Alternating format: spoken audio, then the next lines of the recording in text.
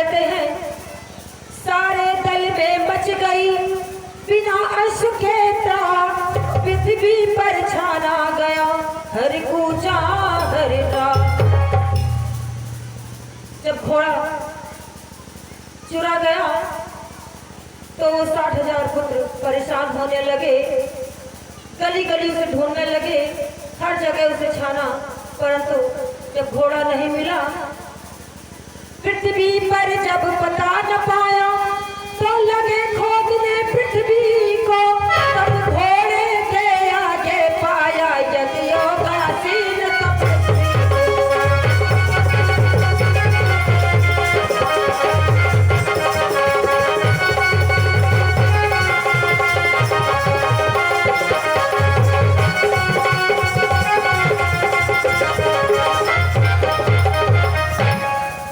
तपस्वी जब घोड़ा कहीं नहीं मिला तो वो 60,000 पुत्र पृथ्वी को खोदने लगे। और जब पृथ्वी को खोदते खोदते कपिल मुनीश्वर के आश्रम तक पहुंच गए तो कपिल मुनि के आश्रम में घोड़े को बंधा देखा। तो आज वो 60,000 पुत्र क्या सोचते हैं, समझा बेशक चोर है यही तो आए गुस्से में भारी, चंडाल आज दुर्वचन कहे और लात सीने पे मारी।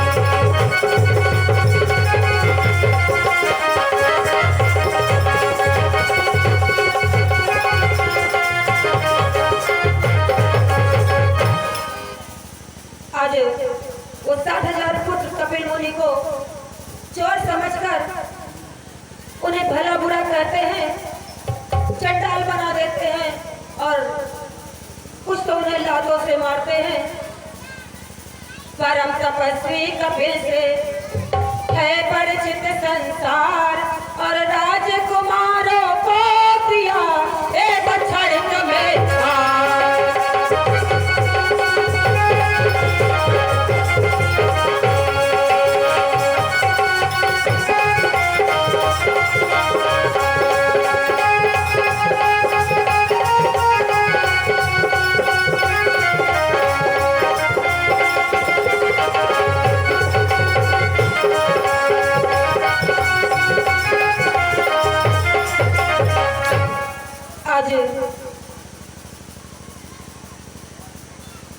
आज वो 60,000 पुत्र कपिल मुनि को चोर समझकर उन्हें भला बुरा कहते हैं और मारते हैं, परंतु उनकी बात को कोई नहीं सुनता। तो वो परम तपस्वी कपिल आज उन राजकुमारों को एक क्षण में राख का ढेर बना देते हैं। और कहाँ राजा सगर जी ने अपने सुख और शांति के लिए अश्वमेध किया और कहाँ पल में उनका सारा संसार नष्ट हो गया। वह ऐसे वही का धरा रहा किस्मत के पास पलट गए।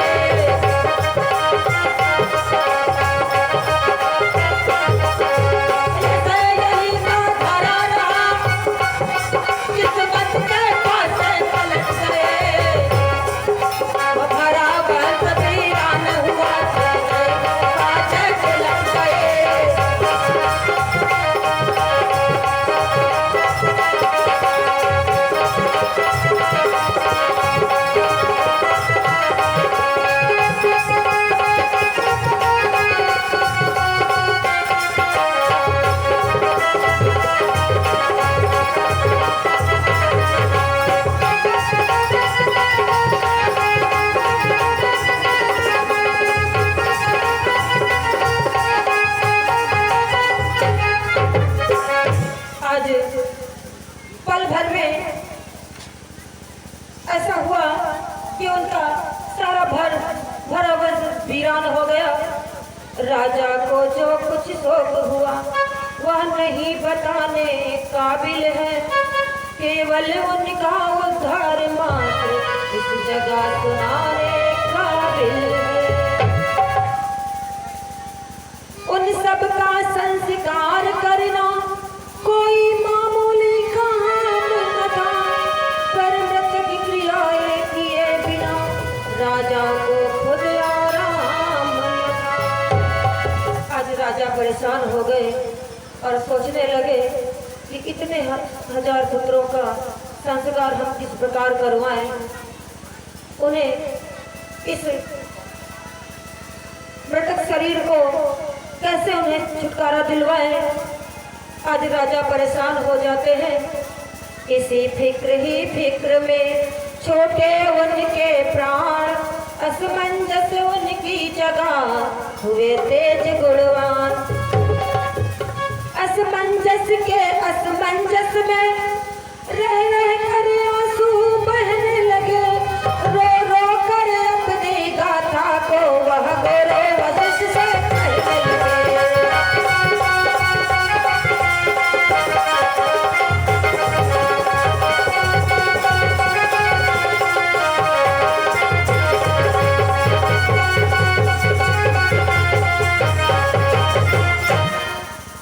आज असमंजस रो रहे हैं और अपने गुरु से अपनी सारी बातें कह रहे हैं। कहते हैं कि जीवन में कोई भी साथ ना दे, परंतु गुरु कभी साथ नहीं छोड़ता। और अगर कोई बात किसी से नहीं कह सकते तो वो अपने गुरु से जरूर कहते हैं। गुरु जरूर राह दिखाता है। आज वही असमंजस अपने गुरु से अपनी बात को कहते हैं। गुरुदेव गरीब गुलाम आज अपनी दुर्गति पर रोता है। हम घर में चैन से सोते हैं, भाई मरघट में सोते हैं। यह राज ताज है व्यथा सभी, जब तक उनका प्रतिकार न हो। स्वर्ग भी हमें बेकार नाथ, जब तक उनका उद्धार न हो।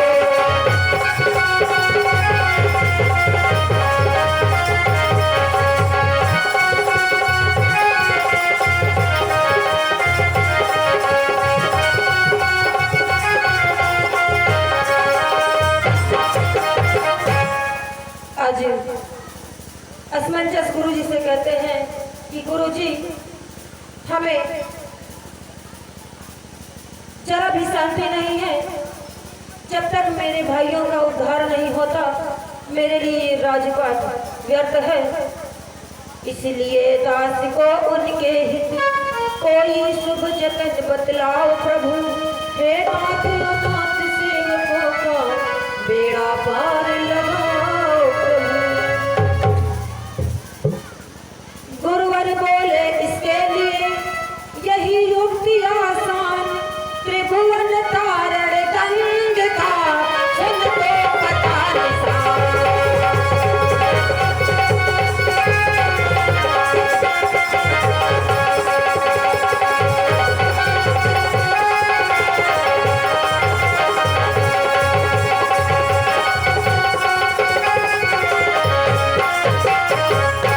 आज गुरुजी उन भाइयों को मुक्ति दिलाने के लिए माँ गंगा का पता बताते हैं और कहते हैं, जब विष्णु देव ने बलि द्वारे अपना स्वरूप प्रगटाया था, एवं अपना पादार बिंद सुरलोक तलक फैलाया था। उस समय नाथ चरणों तक रथ छोड़ा ब्रह्मा जी ने, एवं उस परम पदादि की रक्षा श्री ब्रह्मा जी ने। कहने लगे, जब बलि के द्वारे भगवान वामन अवतार लेकर भिक्षा मांगने के लिए गए थे, उस वक्त जब पृथ्वी को नापने लगे, उस वक्त उनका पादारविंद ब्रह्मलोक में रह गया था। उस पादारविंद को ब्रह्मा जी ने सुरक्षित रख लिया। यदि तेरे तप व्रत के द्वारा देवी भूमि पर प्रगटाए, तो तेरे कुल के साथ साथ कल्याण लोक का हो जाए।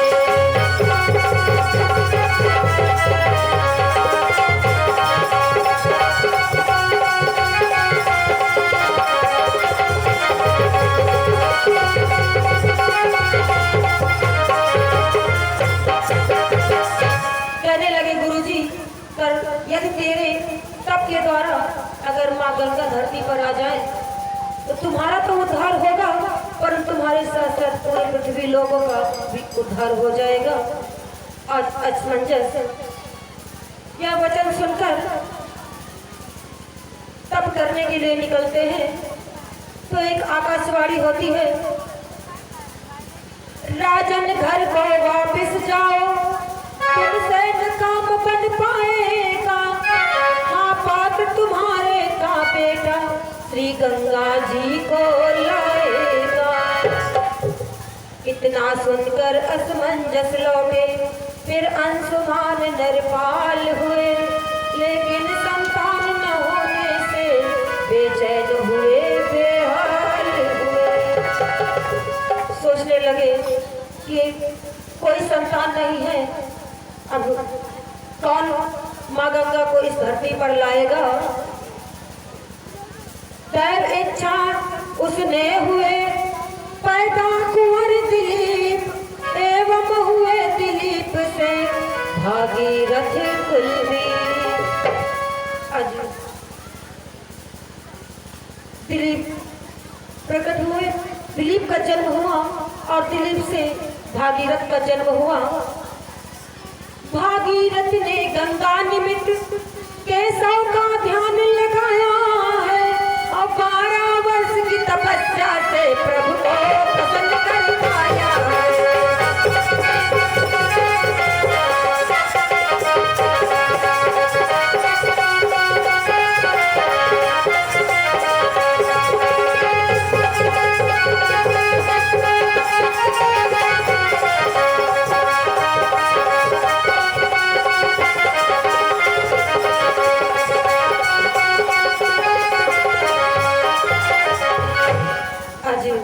भागीरथ अपने तप के द्वारा भगवान को प्रसन्न करते हैं।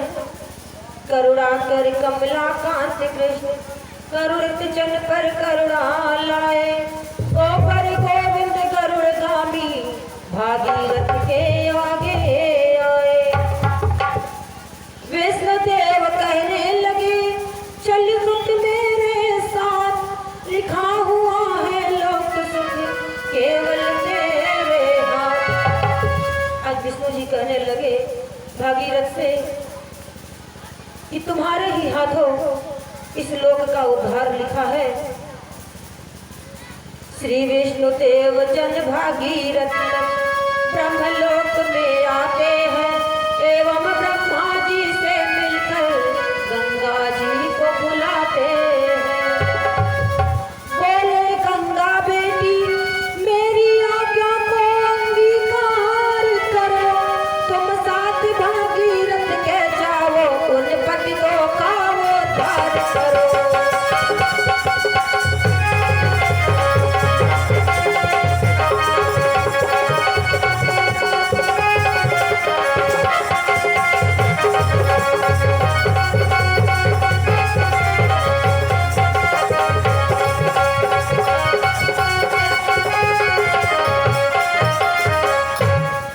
आज गंगा जी को ब्रह्मा जी बुलाते हैं और कहते हैं, बेटी जाओ भागीरथ के साथ पृथ्वी लोक और उन 60,000 पुत्रों का उद्धार करो।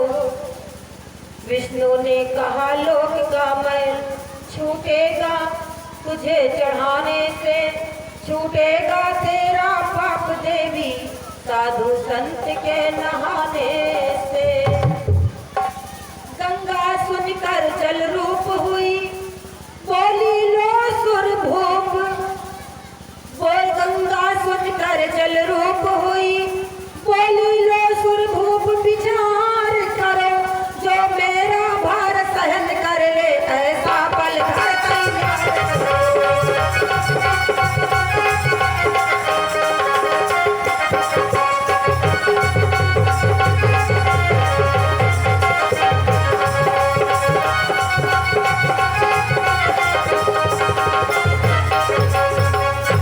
आज माँ गंगा पृथ्वी लोक पर आने के लिए तैयार तो हो गई, परंतु माँ गंगा को अपने धाराओं पर घमंड हो गया और कहने लगी कि जाओ जो मेरे वेग को रोक सके ऐसे बलधर को तैयार करो जाकर, मैं चलने के लिए तैयार हूँ।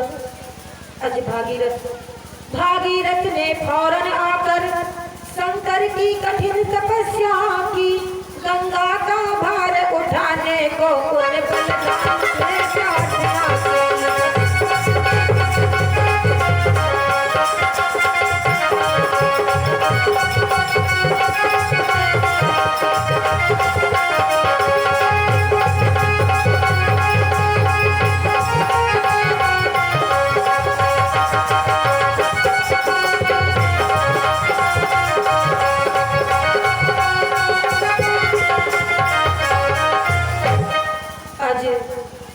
भागीरथ शंकर जी से प्रार्थना करते हैं और गंगा जी का भार उठाने के लिए भगवान से प्रार्थना करते हैं और भगवान शिव उस भार को उठाने के लिए तैयार हो जाते हैं। शिव जी ने यह स्वीकार किया, ढाई गंगा धाराओं में।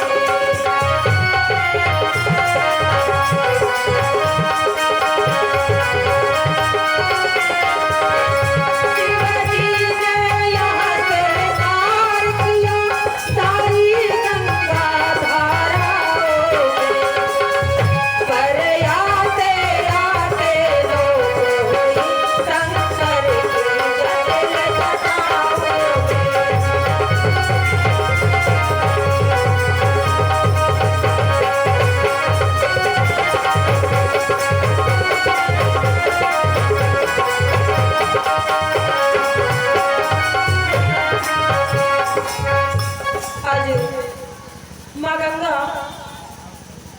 ब्रह्मलोक से चल देती हैं और शिव जी की जटाओं में आते आते लोप हो जाती हैं।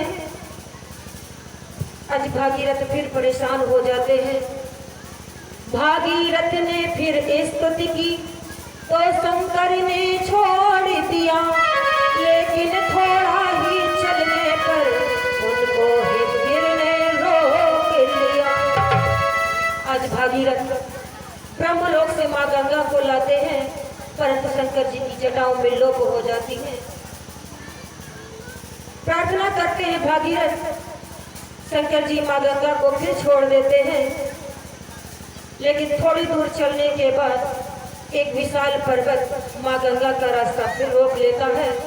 आज अब बेचारे फिर चिल्लाए, गंगा बोली मत घबराओ, पहले इंद्र के यहाँ जाकर ऐरावत हाथी ले आओ।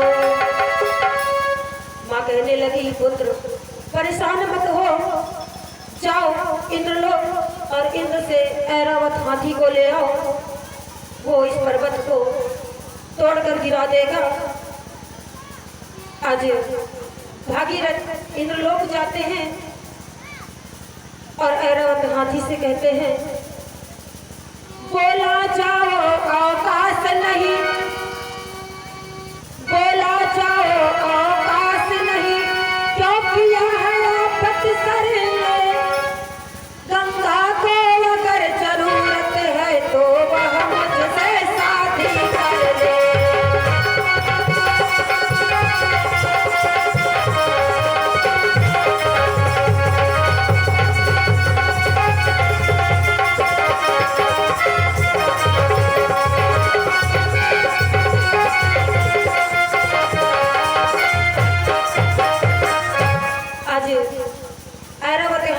भागीरथ को लौटा देता है और कहता है कि जाओ उस गंगा से बोलो जाकर, अगर उसे मेरी जरूरत है तो वह मुझसे शादी कर ले, वरना ऐसे में किसी की आफत अपने सर नहीं लेता।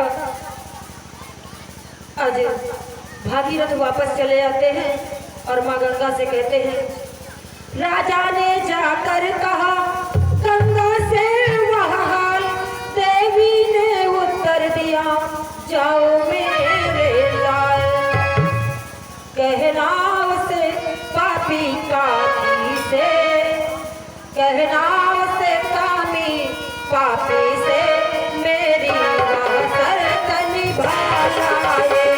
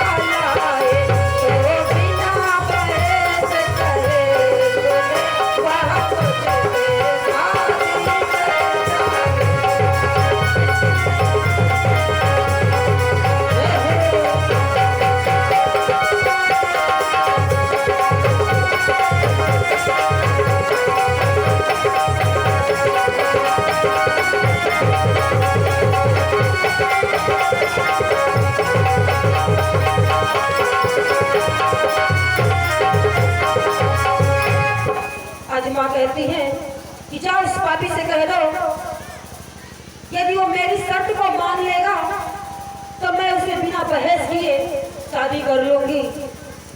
आज भागीरथ फिर वापस जाते हैं और उस हाथी से माँ की बातों को कहते हैं।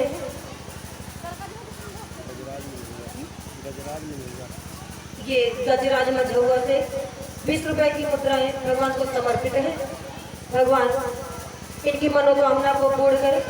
बोलिए मुरलियाले की।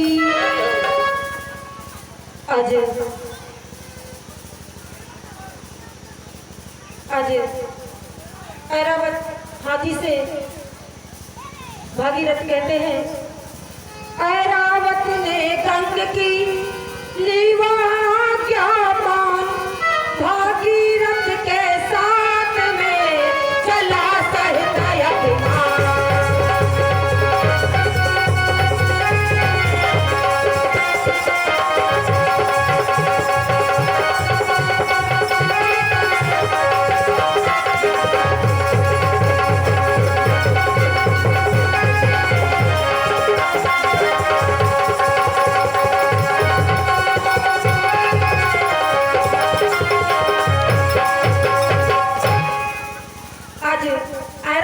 अभिमान।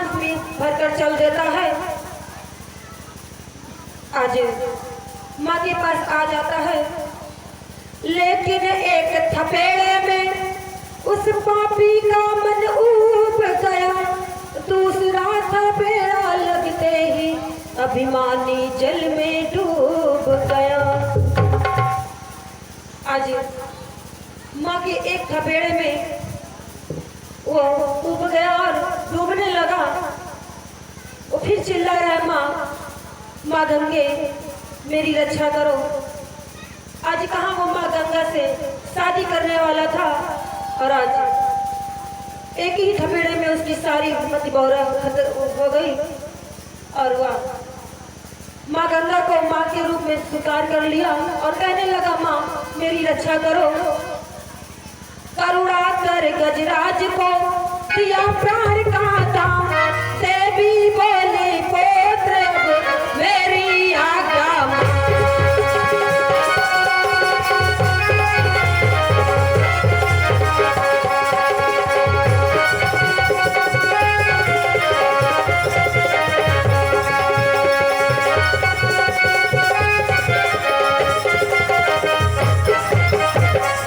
आज माँ कहती है कि मेरी आज्ञा मानो। आज माँ कहती हैं कि जाओ गजराज इस पर्वत को तोड़ दो। माँ गंगा की आज्ञा पाकर वो गजराज पर्वत को तोड़ देते हैं और भागीरथ फिर गंगा को लेकर अपने साथ चल देते हैं। लेकिन थोड़ी ही दूर चलने के बाद एक फिर दिक्कत हो जाती है। जानू ऋषि का आश्रम पड़ता है और माँ उस जानू ऋषि के आश्रम को नष्ट कर देती है अपने वेग से। तो जानू ऋषि उन्हें पूरा निगल जाते हैं और भागीरथ फिर परेशान हो जाते हैं। श्रद्धा समेत जय राम कहा, एवं तत्क्षण आचमन किया। एक ही अंजलि के द्वारा वह निर्धन का धन हरण किया। पर विष्णु देव ने आकर फिर मुनिराज जानू को समझाया, एवं उनके जंघा द्वारा फिर गंगा जी को प्रगटाया।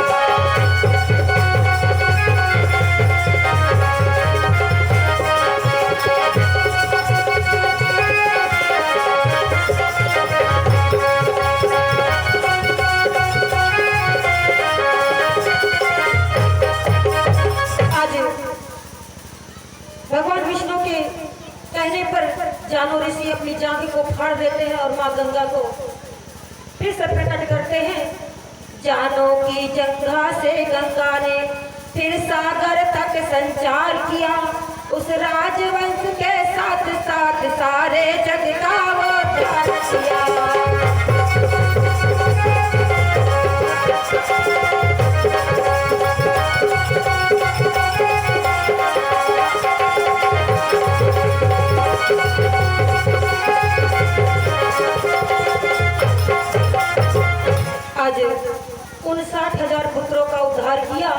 और 59,000 पुत्रों के साथ साथ इस पृथ्वी लोक का भी उद्धार कर दिया माने।